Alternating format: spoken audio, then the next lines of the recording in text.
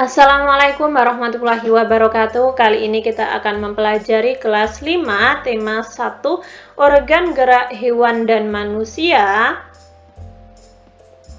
Subtema 2, manusia dan lingkungan, pembelajaran 6. Pak Anto dan Benny kaget tiba-tiba terdengar suara teriakan minta tolong. Mereka berdua pun segera mencari dan menghampiri suara tersebut. Oh, ternyata kaki salah satu pekerja kesleo karena terpeleset saat melangkah keluar dari sawah. Dia nampak kesakitan sekali. Kenapa dengan Pak Bejo, Pak? Tanya Benny khawatir. Oh, kaki Pak Bejo kesleo. Rasanya sakit sekali. Apa itu kesleo, Pak? Kesleo merupakan gangguan atau cedera yang terjadi pada otot. Hal tersebut dapat terjadi karena adanya gerakan dadakan, kekurangsiapan otot untuk melakukan suatu gerakan, juga karena adanya paksaan gerakan pada otot, jelas Pak Anto. Oh, begitu ya, Pak, sahut Benny. Benny, kesleo bisa terjadi kapan saja dan di mana saja, serta dalam kegiatan apa saja. Misalnya saat berolahraga. Salah satu jenis olahraga yang rentang terjadi kesleo dan cedera otot adalah sepak bola. Karena dalam sepak bola, kerja otot sangat diforsir. Tubuh harus bergerak dan berlari dalam waktu yang lama. Jelas Pak Anto. Oleh karena itu, untuk memperkecil kemungkinan terjadinya cedera, sebelum melakukan permainan sepak bola dan olahraga lainnya, harus menguasai teknik-tekniknya terlebih dahulu. Selain itu, kita harus melakukan pemanasan agar tulang dan otot-otot kita dalam keadaan siap. Tambah Pak Anto. Oh, menguasai teknik berarti sangat penting ya Pak, agar kita dapat melakukan permainan dengan baik, juga untuk memperkecil resiko terjadinya cedera, kata Benny. Setelah dirawat dan diobati, kaki Pak Bejo yang kesleo berangsur-angsur membaik. Dari yang sebelumnya tidak bisa digerakkan dan sakit, kini sudah bisa digerakkan tanpa terasa sakit. Kaki Pak Bejo sudah bisa ditekuk, diluruskan, dan diputar-putar. Dan Benny pun senang melihatnya. Sekarang kaki Pak Bejo pun bisa digerak-gerakkan kembali. Pak Bejo dapat melakukan berbagai aktivitas yang memanfaatkan kerja otot. Macam-macam gerak otot, ada gerak meluruskan, contohnya meluruskan lutut, siku dan ruas jari, gerak menekan ke bawah dan menurunkan, memutar lengan sehingga telapak menengkuk, menjauhkan, contoh gerak tungkai menjauhkan dari sumbu tubuh, gerak memutar lengan sehingga tangan menegadah. Yang keenam, gerak mendekatkan sumbu tubuh, contohnya gerak yang mendekatkan tungkai dengan sumbu tubuh. Yang ketujuh, gerak yang membengkokkan. Nah, itu adalah macam-macam gerak otot ya. Kalian bisa mempraktekannya sendiri. Lalu ayo amati, kamu telah mengetahui berbagai macam gerak otot, termasuk macam gerak otot yang manakah gerak-gerak pada gambar berikut ini? Nah, yang pertama ini adalah gerak membengkokkan, meluruskan, mendekatkan, menjauhkan, memutar, dan menekan ke bawah atau menurunkan. Kurang lebih seperti itu teman-teman. Ini ada pada halaman 114. Kreasi. Untuk menambah pemahamanmu mengenai otot, buatlah model sederhana dengan menggunakan styrofoam. Kegiatan ini dapat kamu lakukan bersama dengan kelompokmu. Siapkan alat dan bahannya. 1 lembar styrofoam, pensil, spidol warna, cutter. Langkah-langkahnya: menggambar pola pada styrofoam menggunakan pensil, memotong styrofoam sesuai pola, memberikan warna yang berbeda pada tiap-tiap jenis otot, merangkai tiap jenis potongan sesuai gambar berikut. Nah, sesuai gambar ini ya, fungsi dari jaringan otot pada tubuh manusia. Namun, terkadang orang kurang memperhatikan cara menjaga kesehatan otot. Oleh karena itu, sering terjadi kram, nyeri, atau cedera otot yang cukup menyakitkan. Bagaimanakah cara menjaga kesehatan otot? Cara menjaga dan merawat otot pada manusia adalah sebagai berikut. Yang pertama, menghindari gerakan yang membebani kerja otot secara berlebihan agar terhindar dari gangguan atau cedera pada otot. Maka kita harus menghindari kegiatan atau gerakan yang dipaksakan, gerakan tiba-tiba, dan kegiatan-kegiatan yang terlalu membebani kerja otot. Yang kedua, melakukan perenggangan. Lakukan beberapa gerakan perenggangan sebelum dan sesudah melakukan aktivitas tertentu yang memanfaatkan kerja otot dalam jangka waktu yang lama, seperti saat melakukan olahraga, berjalan jauh, dan berlari. Yang ketiga, melakukan latihan rutin.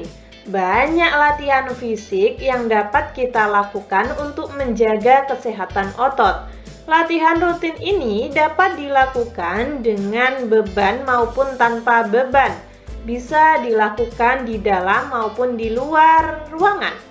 Misalnya, jogging, bersepeda, latihan kebugaran di pusat kebugaran, dan lain sebagainya. Yang keempat, memenuhi kebutuhan cairan tubuh. Kebutuhan cairan setiap orang berbeda-beda. Sedikitnya mengonsumsi 6 gelas air sehari agar dapat menjaga kesehatan tubuh. Cairan dapat membantu otot melemas setelah berkontraksi serta dapat melembabkan sel-sel otot, sehingga tidak mudah mengalami ketegangan. Yang kelima, mengonsumsi makanan yang bergizi dan bermanfaat bagi otot. Banyak jenis makanan yang mengandung gizi yang baik bagi otot, khususnya untuk pembentukan otot. Makanan-makanan tersebut antara lain putih telur, susu, ikan tuna, sayur brokoli, dada ayam, daging sapi, minyak ikan, keju, kacang almond, kacang Arab, dan bayam. Yang keenam, meringankan nyeri otot. Gunakan krim khusus otot untuk menimbulkan rasa hangat, sehingga otot yang kram menjadi lebih rileks. Ayo membaca. Di sini ada bacaan Aderai Binaragawan Perkasa Indonesia. Aderai adalah sosok pria perkasa yang sangat terkenal di Indonesia, bahkan di dunia. Sebagai binaragawan Indonesia, banyak sudah prestasi yang diraihnya, baik di tingkat nasional maupun internasional. Saat ini, Aderai telah pensiun sebagai atlet binaraga. Meskipun demikian, ia tetap aktif menjadi pembina dan pembuka tempat kebugaran di beberapa daerah di Indonesia. Pada waktu kecil, Aderai hanya seorang anak kecil yang memiliki tubuh kurus, bahkan bisa dibilang sangat kurus. Pada umur 10 tahun, Aderai hanya memiliki berat badan 25 kg. Bahkan hingga mencapai remaja dengan tinggi 183 cm, berat badan Aderai hanya 55 kg. Aderai, dia memiliki minat yang tinggi dalam bidang olahraga. Pada awalnya, dia menggeluti bidang olahraga bulu tangkis. Namun, Aderai tidak begitu lama menggeluti bulu tangkis, hingga pada akhirnya dia lebih memilih untuk menjadi seorang atlet binaraga. Prestasi pertama Aderai dalam bidang binaraga diraih pada tahun 1995. Prestasi tersebut memicunya untuk terus aktif mengikuti berbagai kejuaraan, mulai dari lingkup kecil hingga besar, mulai dari lokal, nasional, hingga internasional. Hingga akhirnya Aderai terus berkembang dan meraih prestasi demi prestasi dari berbagai kejuaraan. Masalah prestasi yang diraih Aderai tidak perlu diragukan lagi. Dari berbagai kejuaraan yang diikutinya selalu membuahkan hasil yang mengagumkan. Salah satunya kemenangannya di Muslemania World atau kejuaraan dunia binaraga kelas berat ringan. Dari situlah kemudian membawa Aderai menuju ke kejuaraan multi-event Asia Tenggara atau bisa kita sebut SEA Games pada tahun 1997. Pada kejuaraan tersebut, Aderai pun mampu mempersembahkan emas bagi bangsa Indonesia. Bahkan setelah itu masih banyak piala dan medali yang ia raih dari berbagai kejuaraan tingkat nasional dan internasional. Berkat prestasi-prestasinya itulah Aderai turut mempromosikan binaraga di Indonesia. Dari sebelumnya yang sepi peminat hingga akhirnya olahraga binaraga menjadi olahraga yang banyak diminati di Indonesia, baik oleh pria maupun wanita. Setelah pensiun sebagai atlet pun Aderai masih berkecimpung dalam dunia binaraga. Dia membuka beberapa pusat latihan dan kebugaran di beberapa daerah. Selain itu, Aderai juga menjual suplemen dan melakukan pelatihan sertifikasi untuk para profesional di bidang fitness. Ade juga aktif mengkampanyekan hidup sehat melalui fitness dengan menerbitkan buku dan majalah serta menjadi pembicara di berbagai seminar dan acara. Kurang lebih seperti itu ya teman-teman. Itu adalah kisah dari Aderai, seorang binaragawan. Setelah itu, di sini ada beberapa ide pokok. Berdasarkan bacaan tadi, kita mendapat tugas untuk mencari ide pokok. Kak, apa sih ide pokok? Ide pokok adalah gagasan utama dalam suatu paragraf. Nah, pada pembelajaran kemarin saya sudah sempat menerangkan bagaimana cara mencari ide pokok ya. Di sini saya tidak mengulanginya lagi. Ini paragraf 1, 2, 3.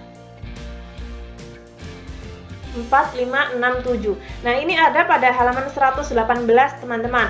Di buku kalian itu bentuknya kolom, namun saya bentuk seperti ini di video saya. Kenapa? Karena agar tulisannya lebih jelas. Ingat, ini ada pada halaman 118 yang paling bawah. Seorang atlet binaraga memerlukan latihan yang rutin, terukur, dan membutuhkan waktu yang tidak sebentar dalam membentuk otot-ototnya. Selain itu, mereka juga menjaga sekali pola makannya, tentunya dengan pola makan yang sehat. Mereka sangat memperhatikan asupan makanannya mulai dari gizi, komposisi, porsi, dan kebersihannya. Jadi, untuk menjadi seorang binaragawan tidak bisa dilakukan secara instan dengan hanya minum obat-obatan atau suplemen penambah massa otot saja. Apalagi sampai mengonsumsi bahan-bahan berbahaya yang hanya sekedar ingin cepat menambah besar otot. Nah, ini tidak boleh ya teman-teman, karena semua itu membutuhkan proses. Kalian harus sabar menjalankan proses agar mendapatkan hasil yang kalian inginkan. Ayo berkreasi, buatlah gambar cover tentang bacaan berjudul Aderai pada bacaan tadi. Namun sebelumnya kamu masih ingatkah tentang unsur-unsur dan ragam desain dalam membuat cover? Mari kita bahas. Nah, ini ada pada halaman 119 ya teman-teman. Unsur-unsur cover itu ada 7. Terdapat judul yang menarik, terdapat kalimat penjelas, terdapat nama penulis, identitas penerbit, menyertakan gambar yang menarik, terdapat sinopsi atau sinopsis isi buku. Biasanya ada di paling belakang. Terdapat identitas buku pada punggung buku. Ragam desainnya, pada pembelajaran kemarin kita sudah sempat mempelajari ragam desainnya ya. Ragam desain cover itu ada 2. Yang pertama penuh dengan warna dan yang kedua tidak penuh dengan warna atau berlatar belakang putih. Buatlah gambar cover pada kolom berikut. Nah, kalian bisa membuat cover sesuka hati kalian ya. Misalnya saja ini, Aderai Binaragawan Perkasa Indonesia. Seperti ini. Kalian bisa sesuaikan dengan keinginan kalian masing-masing. Ya, sebagian teman-teman mungkin masih bingung, apa sih nama punggung? Nah, nama punggung itu ini loh teman-teman. Biasanya itu di bagian tengah sampul kalian. Pembatas antara sampul belakang dan sampul depan ini adalah punggung ya. Sekian, terima kasih. Ketika teman-teman ada saran, masih kurang paham, atau mungkin saya salah ketik, salah pengucapan, kalian bisa tulis di komentar agar saya bisa memperbaikinya. Semoga bermanfaat. Wassalamualaikum warahmatullahi wabarakatuh.